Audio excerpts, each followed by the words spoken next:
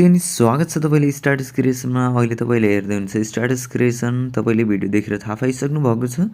आज चाहिँ हामीले कुन चाहिँ म्युजिकमा भिडियो बनाउन गइरहेको छौं भनेर। यदि तपाईले पनि बनाउन चाहनुहुन्छ भने सबैभन्दा सुरुमा क्यापकट एप्लिकेसनमा जानु होला। क्यापकट एप्लिकेसनमा गइसकेपछि तपाईले न्यू प्रोजेक्टमा जानुपर्ने छ र फोटोमा जानु होला। फोटोमा गइसकेपछि तपाईले आफ्नो मोबाइलमा भएको फोटोहरु सिलेक्ट गर्नु होला। यो फोटोको लागि चाहिँ तपाईसँग 13 वटा भिडियोको लागि 13 वटा फोटोहरु आवश्यकता पर्ने छ है। तपाईले यसरी 13 वटा फोटोहरु सिलेक्ट गरेर यसलाई चाहिँ एड बटनमा गएर क्लिक गर्नु होला। एड बटनमा क्लिक गरिसकेपछि अब चाहिँ हामीले सबैभन्दा सुरुमा फर्म्याटमा जाने छौं। त्यसपछि 16:9 को रेशियोलाई चुज गर्ने छौं है। अनि इमेजमा क्लिक गर्नु होला। थोरै साइडमा सार्नुस् र एडिटमा जानुस्। एडिटमा गएर रोटेट गर्नुस् है। सबै इमेजलाई चाहिँ तपाईले यसरी रोटेट गर्दै जानु पर्ने छ है। तपाईले 13 वटा इमेजलाई चाहिँ रोटेट गर्दै जानु होला। हामीले किनकि 16:9 को रेशियोमा राखेका थियौं, त्यो भएको कारणले रोटेट गर्ने छु। र लास्टमा गइसकेपछि तपाईले यहाँनिर इन्डिङ अप्सन रहेको छ, यसमा क्लिक गर्नुस् र डिलिट बटनमा क्लिक गरेर डिलिट गर्नुस्। यति गरिसकेपछि तपाईले फेरि स्टार्टिङमा आउनुस्। स्टार्टिङमा आइसकेपछि ब्याक गर्नुस्। ब्याक गरिसकेपछि सबैभन्दा सुरुमा चाहिँ हामीले यसमा म्युजिक एड गर्नुपर्ने छ। त्यसको लागि एड अडियोमा जानुस्। त्यसपछि एक्सट्र्याक्टेडमा क्लिक गर्नुस् र आफ्नो मोबाइलमा भएको म्युजिकलाई चाहिँ यसमा तपाईले इम्पोर्ट गर्नुस् है। इम्पोर्ट गरिसकेपछि अब हाम्रो यसमा चाहिँ म्युजिकहरु आइसकेको छ। तपाईले यसरी म्युजिक एड गरिसकेपछि हामीले चाहिँ अब बिट मिलाउनु पर्ने छ। यदि तपाईले पनि यो म्युजिकको आवश्यकता पर्छ भने तपाईले डिस्क्रिप्सनबाट चाहिँ डाउनलोड गर्न सक्नुहुन्छ। मैले डिस्क्रिप्सनमा लिंकहरु राखिदिएको छु, तपाईले त्यसबाट गएर पनि डाउनलोड गर्नु होला। र अब चाहिँ हामीले सबैभन्दा सुरुमा ड्युरेसन मिलाउनतर्फ लाग्ने छौं। फर्स्ट इमेजको ड्युरेसन रहेको छ हाम्रो 2.2 को ड्युरेसनमा राख्नु होला। 2.2 को ड्युरेसन। अनि त्यसपछि गएर हामीले नेक्स्ट इमेजको ड्युरेसन राख्ने छौं। 1.5 को ड्युरेसन राख्ने छौं र हामीले यो इमेजलाई पनि 1.5 को ड्युरेसनमा राख्ने छौं है। हामीले यसरी 5 वटा राख्यौं अनि त्यसपछि हामीले 1.5 राख्यौं। त्यसपछि फेरि हामी नेक्स्ट इमेजलाई पनि 1.5 राख्ने छौं। त्यसपछि तपाईले फेरि नेक्स्ट इमेजमा जानुस्। यसको ड्युरेसन पनि तपाईले 1.5 राख्नु पर्ने छ है। हामीले यसरी इमेजलाई चाहिँ 1.5 राख्यौं। त्यसपछि अब हामी फेरि नेक्स्ट इमेजमा गयौं। यसलाई पनि हामीले 1.5 दिने छौं। नेक्स्ट इमेजलाई पनि तपाईले 1.5 को ड्युरेसनमा राख्नु पर्ने छ र अर्को इमेजलाई पनि तपाईले 1.5 को ड्युरेसनमा राख्नु पर्ने छ है।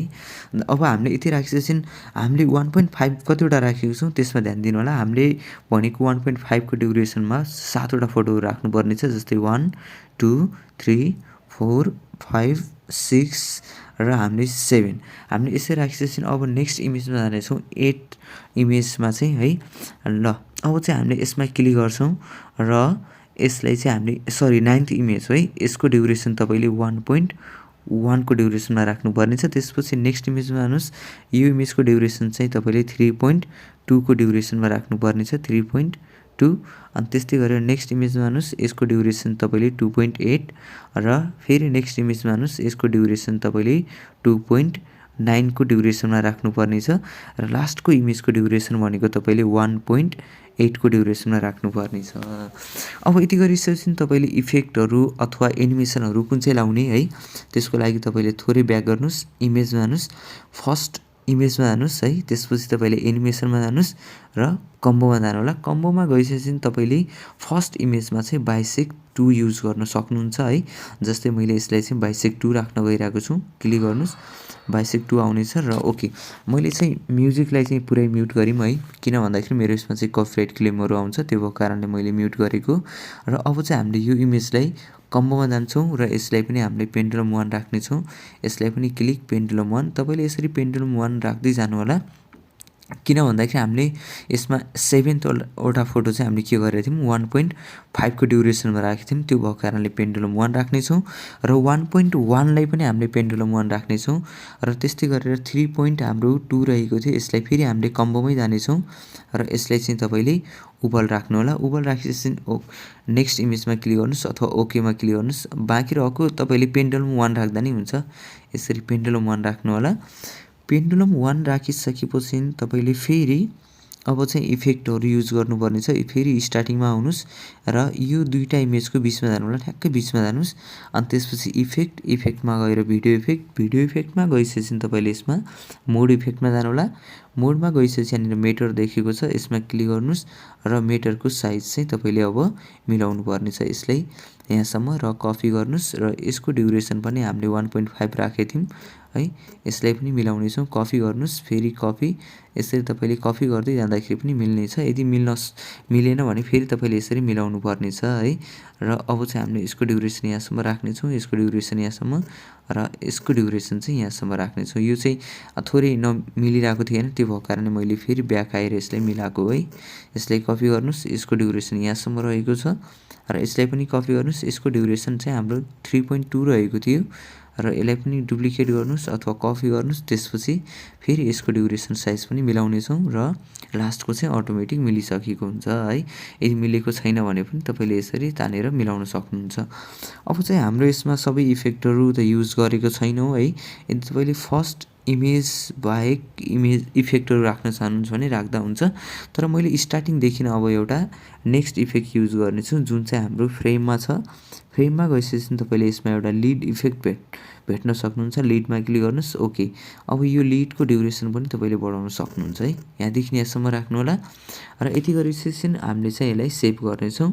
सेभ गर्दाखेरि यो भनेको हाम्रो 16:9 को रेसियोमा सेभ भइरहेको छ। तर हामीले सेभ गर्ने भनेको 9:16 को रेसियोमा हो। त्यो भएको कारणले हामीले पहिला यसलाई सेभ हुन दिनुपर्छ, त्यसपछि फेरि रिअपलोड गर्नुपर्छ।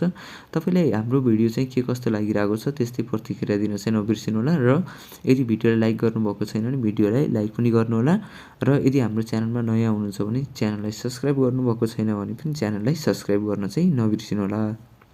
यति गरिसकेपछि अब चाहिँ हामीले के गर्नेछौँ, यसलाई डनमा क्लिक गर्नेछौँ। डनमा क्लिक गरिसकेपछि फेरि न्यू प्रोजेक्टमा जानुहोस्, जुन भिडियो थियो त्यसलाई भिडियोमा जानुहोस् अनि त्यसलाई क्लिक गर्नुहोस् र एड बटनमा गएर क्लिक गर्नु होला। एड बटनमा क्लिक गरिसकेपछि यो भनेको चाहिँ हाम्रो 16:9 को रेसियो हो। अब तपाईँले फेरि फर्मेटमा जानुपर्ने छ र 9:16 को रेसियो र इमेजमा क्लिक गर्नुहोस्। अब एडिटमा जानु होला, एडिटमा गएर रोटेट गर्नुहोस् र लास्टमा आउनुहोस्। यहाँनिर इन्डिङ रहेको छ, यसमा क्लिक गर्नुहोस् र डिलिट गर्नुहोस् है। हाम्रो यो चाहिँ वाटरमार्क रहेको थियो, त्यो भएको कारण डिलिट गरेको। अब यति भइसकेपछि हामीले सेभ गर्नेछौँ। अब हामीले यो भिडियोलाई चाहिँ टिकटकमा सजिलैसँग अपलोड गर्न सक्छौँ, किन भन्दाखेरि हाम्रो यसको रेसियो भनेको 9:16 को रेसियो भएको छ है। तपाईँले चाहिँ भिडियो के कस्तो लाग्यो त्यस्तै प्रतिक्रिया दिन चाहिँ नबिर्सिनुहोस्।